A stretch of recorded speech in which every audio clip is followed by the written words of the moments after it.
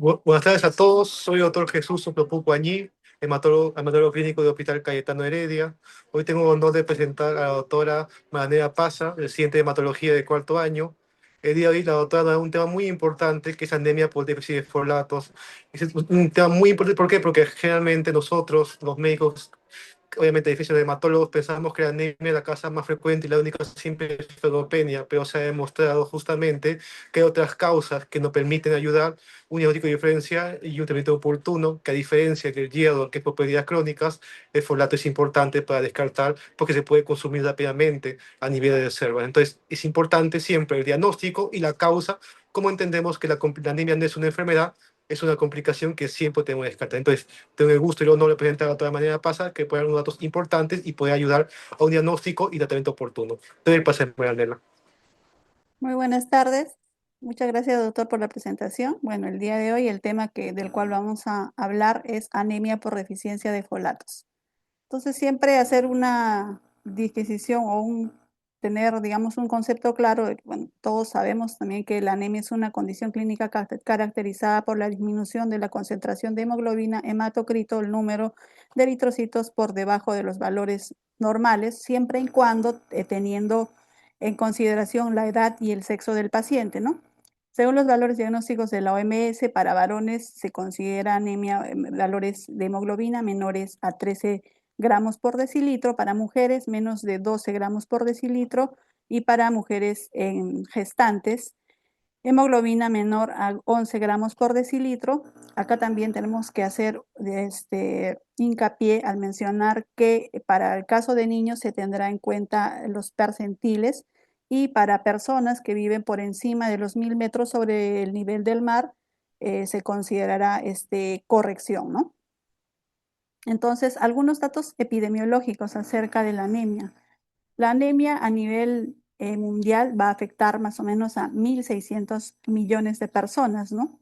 Es más frecuente, es más prevalente en niños menores de 5 años, en mujeres gestantes, así como también en adultos mayores.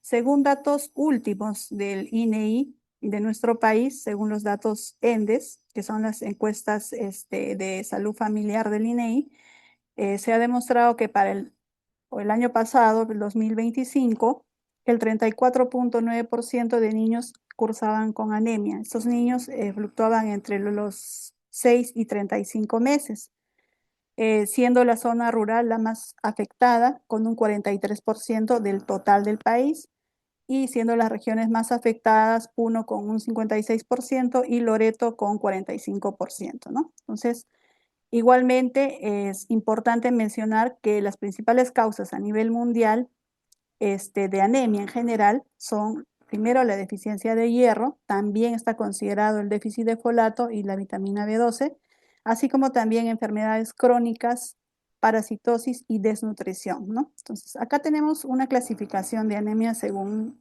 su etiología, a grosso modo. Lo hemos agrupado en tres grupos. Primero, las anemias causadas por disminución de producción eritrocitaria, ¿no? Acá la médula ósea produce menos eritrocitos. Entonces, principalmente acá es la ferropénica, la que se produce por déficit de folato de vitamina B9, ¿no? La causada por déficit de vitamina B12, por anemia plástica o anemia por enfermedad crónica. Dentro de este grupo también están considerados las que son causadas por cáncer hematológico, ¿no? En el segundo grupo se contempla las anemias por pérdida sanguínea, ¿no? Existen pérdidas tanto agudas como crónicas que pueden producir la anemia. Y acá es muy importante mencionar la hemorragia aguda, ¿no? Que para el caso de varones la causa más importante va a ser el sangrado gastrointestinal y para el caso de mujeres, sobre todo bueno, en edad fértil, eh, mujeres que cursen con metrorragia, ¿no? En el tercer grupo están las anemias por aumento de destrucción eritrocitaria, las que causan hemólisis, como la anemia autoinmune, hemolítica autoinmune, la drepanocitosis y talasemias, ¿no? Entonces, para hablar también un poco acerca de lo que es el ácido fólico en sí y su importancia, bueno, es la vitamina también llamada B9, ¿no? Que es una vitamina hidrosoluble, es esencial ya en el contexto de la producción de los glóbulos rojos, es importante para la síntesis del ADN, la división celular y la formación de los eritrocitos, por lo tanto, ¿no? Claro que también tiene otras funciones a nivel de otros lugares del organismo, ¿no? Los requerimientos diarios para el caso de adultos se considera 400 microgramos día. Para el caso de mujeres embarazadas, esto aumenta porque va a haber una alta tasa de recambio celular. Por eso es que su requerimiento diario se calcula alrededor de 600 microgramos por día. Entonces, la importancia clínica radica en que si va a ocurrir una deficiencia, se puede producir anemia megaloblástica, alteraciones gastrointestinales o defectos del tubo neural en el feto, en el caso de que una mujer embarazada estuviera con déficit de ácido fólico. En cuanto a la absorción, su principal lugar de absorción es el yeyuno proximal, ¿no? Y acá tenemos también al costado la estructura propiamente del ácido fólico, ¿no? Entonces, como habíamos mencionado, el duodeno y el yeyuno proximal es el lugar predilecto para la absorción de folatos. Sin embargo, es importante también mencionar que la absorción de B12 que se produce en el ilion terminal es importante, como lo vamos a ver más adelante, en un mecanismo bioquímico que se llama la trampa del folato, ¿no? Entonces, el requerimiento diario de ácido fólico es de 100 a 150 microgramos, ¿no? Entonces, eh, sin embargo, como habíamos mencionado, esto va a aumentar a nivel del embarazo por el alto recambio celular. Las reservas hepáticas van a ser de 10 a 12 miligramos y se habla de que si una persona tiene ingesta nula, el tiempo en el que se va a depletar, se van a acabar las reservas de ácido fólico es más o menos 4 meses, ¿no? Entonces, los folatos requieren hidrólisis enzimática en la mucosa intestinal para su absorción celular. Su reserva hepática es finita, por lo tanto se agota rápidamente frente a estados de alta demanda o en estados de mala absorción. Este es el mecanismo del cual les mencioné, que es la trampa de folatos, ¿no? Que se considera como un mecanismo bioquímico muy importante, donde el, el ácido fólico requiere de la vitamina B12, ¿no? Como cofactor de la metionina sintasa para convertirse en su forma biológicamente activa, ¿no? Que es el folato dietético. Quiere decir, sin vitamina B12 el folato va a quedar atrapado intracelularmente. De esta manera se detiene la síntesis de bases de pirimidina y bloquea la replicación del ADN. Esa es la importancia de este mecanismo bioquímico, que es muy importante conocerlo y a tener en cuenta también para la suplementación de ambas vitaminas, ¿no? Tanto B9 como B12. Entonces, esto es lo que ocurre normalmente en una eritropoiesis normal, ¿no?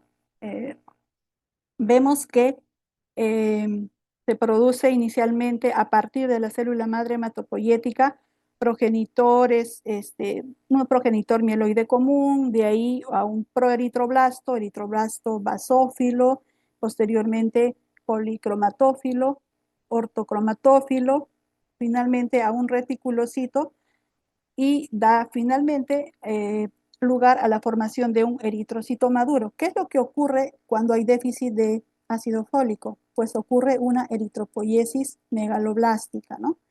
Va a haber una asincronía en la maduración tanto del núcleo como el citoplasma, produciendo finalmente una célula grande que finalmente va a pasar por un proceso de apoptosis y aborto intramedular, ¿no? Entonces, el efecto de la síntesis del ADN impide la división celular normal, mientras que la síntesis de ARN y proteínas citoplasmáticas, o sea, la hemoglobina, va a continuar intacta. Como resultado, se va a producir, como mencionábamos, una célula gigante con un núcleo además inmaduro que va a ser propenso a la lisis intramedular y también a la hemólisis periférica, ¿no? Entonces, hablando de la etiología del déficit, se habla de mecanismos estructurales. Estos los hemos agrupado en 4 grandes grupos, donde primero se aborda el aporte insuficiente, ¿no? Dietas carenciales, de ácido fólico, que bueno, en una lámina posterior vamos a mostrar cuáles son estos alimentos ricos en B9, ¿no? También otro importante factor es el alcoholismo crónico, el cual inhibe la absorción y va a vaciar las reservas en más o menos 2 a 4 días. Y también se habla de dietas exclusivas en leche de cabra, pero bueno, esta leche sí, bueno, de la cual también últimamente se habla bastante, sí contiene sí contiene B9, pero son cantidades mínimas comparadas a otras leches, por supuesto la leche materna y las formuladas, ¿no? Entonces, se habla también, bueno, también hablamos de un segundo grupo donde se produce por mala absorción. A la cabeza está la enfermedad celíaca, que afecta sobre todo ahí a pacientes que, bueno, están ya diagnosticadas con esta enfermedad, así como también el estrue tropical, que es un síndrome de mala absorción que generalmente está presente en áreas tropicales, ¿no? Principalmente Asia, el Caribe y América Latina. También pacientes con enfermedad de Crohn y que, bueno, hayan sido pacientes sometidos a resección yeyunal. Ahora, este tercer grupo habla de un aumento del consumo, ¿no? Que es en el embarazo y en la lactancia. También en el caso de los síndromes hemolíticos crónicos, ¿no? Donde los requerimientos van a subir, ¿no? También en el caso de pacientes con psoriasis exfoliativa o pacientes que ya están sometidos a hemodiálisis. Es por eso que vemos pacientes que, bueno, reciben hemodiálisis y ya necesariamente reciben una suplementación de ácido fólico, ¿no? El cuarto grupo está acá formado por pacientes, digamos, este grupo ya eh, dado por fármacos, ¿no? Generalmente el metrotexato, el trimetoprim y también el uso crónico de la difenilhidantoína. Entonces, estos son los alimentos ricos en B9, el ácido fólico. Vemos acá todos alimentos que son la gran mayoría accesibles al público en general, ¿no? Generalmente, como son una infinidad en realidad de alimentos, pero que nos vamos a dar cuenta son los alimentos, como vemos en la imagen, son alimentos verdes, amarillos y los alimentos rojos, ¿no? Ahora, en cuanto a las manifestaciones clínicas del déficit, se habla a nivel hematológico, ¿no? Que causa síndrome anémico A regenerativo, por lo tanto el paciente va a cursar con astenia, con disnea, palidez o subictericia por eritropoiesis ineficaz, ¿no? También va a haber alteraciones a nivel de la mucosa y del epitelio, lo cual va a causar la glositis, ¿no? Lo que normalmente nosotros observamos al examen físico en este tipo de pacientes, ¿no? Con una lengua depapilada, lisa y además eritematosa.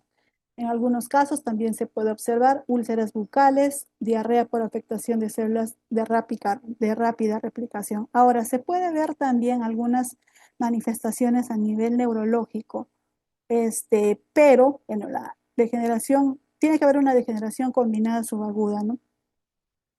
Generalmente se presentan parestesias, ataxia, ¿no? Pero más bien esto es más patognomónico del déficit de B12 debido a la falta de succinilcoenzima A en la biosíntesis de la mielina propiamente dicha, ¿no? Ahora, a nivel de los exámenes complementarios, vamos a siempre repararnos en un hemograma en el volumen corpuscular medio, que este deberá estar más de 100 femtolitros. Bueno, frecuentemente se ha visto que es más de 115, pero digamos, el punto de corte es 100, ¿no? Entonces, sin embargo, puede enmascararse, ¿no? Si en caso de que coexistiera también la ferropenia o rasgo talasémico. En cuanto al recuento, va a ser una anemia regenerativa con reticulocitos bajos. También puede haber una posible pancitopenia por afectación mieloide o megacariocítica, ¿no? Ahora, se hace un frotis, en caso de que se hiciera un frotis de sangre periférica, lo que nos va a llamar la atención es una anisopoiquilocitosis. ¿Qué quiere decir? Que vamos a encontrar glóbulos rojos de diferentes tamaños y también de diferentes formas, ¿no? También vamos a encontrar macrobalocitos, los neutrófilos hipersegmentados, como vemos en la imagen, también los cuerpos de Howell Holi y los anillos de Cabot, ¿no? Y en los exámenes bioquímicos generales vamos a observar una deshidrogenasa láctica y bilirrubina indirecta elevadas, ¿no? Porque estos son marcadores de hemólisis intramedular y aborto eritropoyético. Entonces, es importante mencionar que en general no debería de administrarse ácido fólico sin confirmar primero los niveles de vitamina B12, porque la administración de folato a un paciente con deficiencia oculta de cobalamina, entre comillas, desbloqueará parcialmente la síntesis del ADN y mejorará el hemograma, pero agotará B12 residual. Esto acelerará de forma irreversible la desmielinización neurológica, ¿no? Produciendo una mielosis funicular o también llamada locura megaloblástica, ¿no? Entonces, es muy importante también a tener presente esto, ¿no? Entonces, se habla de una matriz diagnóstica diferencial avanzada. Entonces, para el caso del déficit del folato, tenemos siempre que reparar, como habíamos mencionado en el hemograma, en el BCM, cuando es más de 100 femtolitros. Entonces, bueno, también mencionar que hay otros exámenes por el cual que en realidad tendríamos que también solicitar, digamos, para que sea más completo el estudio, ¿no? Como es el ácido metilmalónico. Si en el caso de que hay déficit de folato, este va a estar normal. También se puede dosar homocisteína total, este estará elevada. Y en cuanto a clínica neurológica, bueno, es ausente, ¿no? Para el caso de déficit de B12, en cuanto a la clínica neurológica, este sí va a estar presente, como habíamos mencionado. La homocisteína total, el ácido metilmalónico, ambos estarán elevados y por supuesto también el nivel de corte es el mismo, ¿no? Para el BCM, o sea, es más de 100 femtolitros. Es decir, existe una interdependencia enzimática, hace que los niveles séricos aislados de B9, B12 sean a veces indeterminados, ¿no? Entonces, se hace una evaluación del estado del folato, ¿no? Eh, del estado de folato sérico versus eritrocitario, ¿no? El folato sérico va a reflejar en sí el estado a corto plazo, es altamente volátil, fluctúa rápidamente con una comida reciente o una suplementación aguda, ¿no? Y puede dar falsos negativos comunes en algunos pacientes, ¿no? Ahora, en caso del folato eritrocitario, ya aquí va a reflejar las reservas tisulares en realidad ya a largo plazo, ¿no? Incorporando durante la eritropoyesis. No se ve afectado por fluctuaciones dietéticas agudas, como si es el caso del folato sénico, ¿no? Y el criterio de deficiencia severa es menos de 151 nanogramos por ml, ¿no? Y obviamente posee una mayor sensibilidad clínica. Entonces, este es el algoritmo de abordaje de una macrocitosis, ¿no? Cuando se tiene un volumen corpuscular medio más de 100 centolitros. En este caso, primero lo que tenemos que hacer es evaluar los reticulocitos, ¿no? Si estos están elevados, entonces debemos descartar hemólisis o un sangrado agudo. Si estos están, es decir, los reticulocitos están bajos o están normales, esto nos debe hacer sospechar de un defecto madurativo, ¿no? Entonces tendríamos que pasar a un estudio morfológico, a un frotis de sangre periférica, ¿no? Donde vamos a observar, acá, bueno, se menciona los neutrófilos hipersegmentados y la presencia de los macroovalocitos, ¿no? Entonces, con todos estos hallazgos y vamos a nosotros sospechar de una anemia megaloblástica, ¿no? Entonces, se hace el perfil vitamínico tanto de B12 y de B9, si los valores pueden ser dudosos, ¿no? Entonces, si estos son dudosos, entonces vamos a solicitar metabolitos funcionales, ¿no? Como habíamos mencionado, si la homocisteína está alta y el ácido metilmalónico es normal, entonces es un déficit de folato. Si el caso fuera de que la homocisteína está alta y el ácido metilmalónico alto también, entonces ahí se trata de un déficit de vitamina B12, ¿no? Entonces, el protocolo terapéutico y la cinética de recuperación. Entonces, eh, hay dos formas de administrar el ácido fólico, una forma oral, que es la más común, y una vía parenteral, ¿no? El ácido fólico vía oral es 5 miligramos a 10 miligramos por día, pero es importante mencionar que tiene una duración de al menos 4 meses para poder repletar los depósitos tisulares, ¿no? Ahora, también se puede administrar ácido folínico, o sea, es la vía parenteral, ¿no? Que es 15 miligramos día, pero este uso parenteral va a estar indicado, en todo caso, su uso es reservado para rescate de toxicidad por metotrexate, ¿no? O inhibidores de hidrofolato reductasa, ¿no? O en casos de absorción gastrointestinal nula para estos casos. Entonces, cuando ya se está administrando ácido fólico, es importante conocer que de las 24 a 48 horas, lo que vamos a ver, o bueno, lo que se va a presentar es una desaparición de la eritropoyesis ineficaz de la médula normoblástica, ¿no? Ahora, a la semana, ¿qué es lo que ocurre? Va a haber un pico de crisis reticulocitaria, que es el signo más precoz de que hay una respuesta frente a la administración de ácido fólico, y a las 8 semanas es que recién se va a observar una normalización completa tanto de la hemoglobina como del volumen corpuscular medio. Entonces, en cuanto a los escenarios de profilaxis, ¿no? Para el caso de embarazo o organogénesis, los requerimientos, como habíamos mencionado, se duplican indudablemente, ¿no? 150 microgramos a más de, inclusive de 300 microgramos, ¿no? Tiene que haber una suplementación obligatoria, ¿no? De 400 microgramos día, que bueno, ya como sabemos está estipulado dentro de nuestro el componente materno, ¿no? Que se tiene a nivel de MINSA, ¿no? Y el objetivo acá, en este caso, es siempre prevenir los defectos del tubo neural que se pueden presentar si es que ocurriera un déficit de la administración de B9 en este caso, ¿no? Que puede producir generalmente lo más común, espina bífida o anencefalia inclusive.